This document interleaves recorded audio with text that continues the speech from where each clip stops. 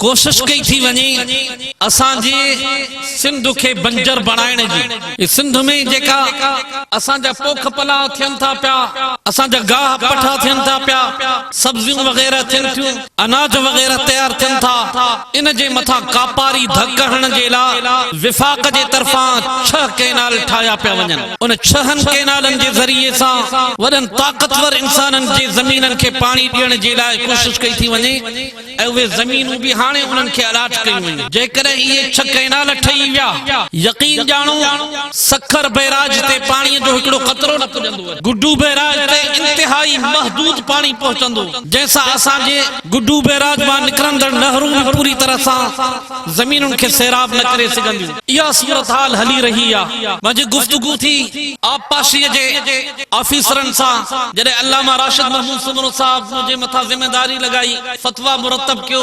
उन मौक़े ते मां आबपाशीअ जे ज़िम्मेदारनि सां ॻाल्हायो त हिकिड़ी सिर्फ़ जेका चोलिस्तान वारी कैनाल आहे उन में 12 लख एकड़ ज़मीन खे आबाद कयो थो वञे। 12 लख एकड़ ज़मीन खे आबाद कयो थो वञे, यानी 12 लख फुट क्यूसेक पाणी सिर्फ़ हिकिड़ी कैनाल में वञे थो। जेकॾहिं इहो एॾे वियो, यकीन ॼाणो सखर बैराज ते पाणी नाले का शइ न पहुचंदी। इहा त हिकिड़ी कैनाल आहे, अहिड़ियूं 5 ॿियूं बि आहिनि। चोलिस्तान कैनाल जे फेज़ 1 ऐं फेज़ 2 जे मुतालिक़ उन्हनि ॿुधायो। अॼु जेको आवाज़ बुलंद आहे, जमीयत उलमा इस्लाम जे तरफ़ां आवाज़ बुलंद आहे। काइदे सिंध अल्लामा राशिद महमूद सुमरो साहब जेको मैदान में बीठो आहे, उहो सिंध जे मुस्तक़बिल जे लाइ बीठो आहे। ऐं इहे 6 कैनाल ज़रदारी साहब जे सहीअ सां उहे तामीर थियनि था। अॻ में त मुनाफ़िक़त कनि पिया, चवनि असां ख़बर ई कान्हे। वरी जॾहिं वियो उते क़ौमी असेंबली जे इजलास में, जेको मुश्तरका इजलास उते वञी करे चवे त वज़ीर आज़म के हथ जोड़े करे चवे पियो त कैनालूं न ठाहियो, कैनालूं न ठाहियो, वली तबाही ईंदी, फिलान थींदो। उन जे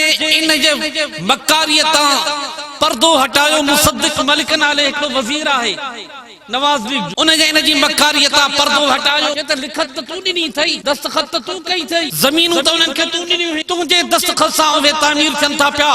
तूं ऐलान कर त मां पंहिंजे जेके उनखे ज़मीनूं ॾिनियूं आहिनि वापसि कयां थो पियो, ऐं जेका बि मां कैनालुनि जे मथां नोटिफिकेशन जारी कयो उनखे मां ख़तम कयां थो पियो।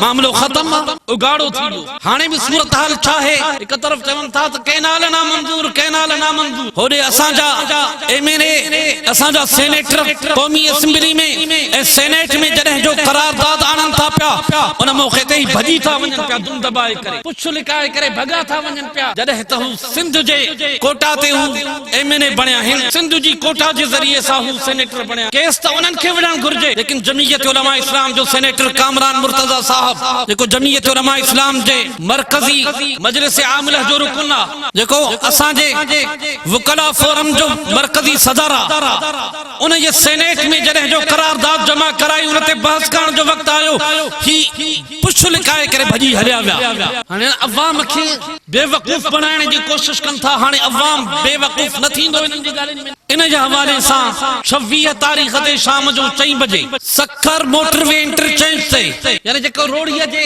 साम्हूं आहे मोटरवे इंटरचेंज, उते जमीयत उलमा इस्लाम पंहिंजे रेफरेंडम करण वञे थी, उते पंहिंजे कुव्वत जो मुज़ाहिरो करण वञे थी। लिहाज़ा इन जे प्रोग्राम खे भरपूर तरीक़े सां कामयाब बणायो ऐं इन जे प्रोग्राम जे नतीजे में इंशाअल्लाह नोटिफिकेशन मुस्तरद थी वेंदा। इंशाअल्लाह इहो पंहिंजे मुस्तक़बिल जी जंग आहे। इहा जंग असांखे विढ़णी आहे, इहा जंग असांखे फतह करणी आहे। साथ ॾींदव न इंशाअल्लाह।